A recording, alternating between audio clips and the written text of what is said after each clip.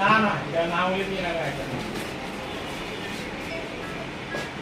ये भी cable problem था ওই করবে আমরা তো দাবা করছিল তার জায়গা লইয়া সামনে নিয়ে আসছিস তো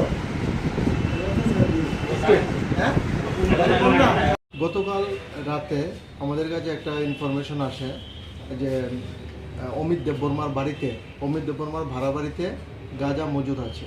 এই খবরের ভিত্তিতে আমি সহ এসআই সুনীশ চাকমা, ইন্সপেক্টর গোপাল শুক্ল দাস এবং স্টাফ টিএসআর নিয়ে তার বাড়িতে রেড করে টোটাল 2টা ট্রলি এবং একটা বাক্স থেকে 34 কেজি গাঁজা উদ্ধার করি এবং তাকে অ্যারেস্ট করে নিয়ে আসি। এই বিষয়ে আমরা একটা স্পেসিফিক এনডিপিএস কেসে একটা মামলা নিয়েছি, যার number 65/2024 under section 20 clause B, clause 2, clause C, 25-29 of NDPS act.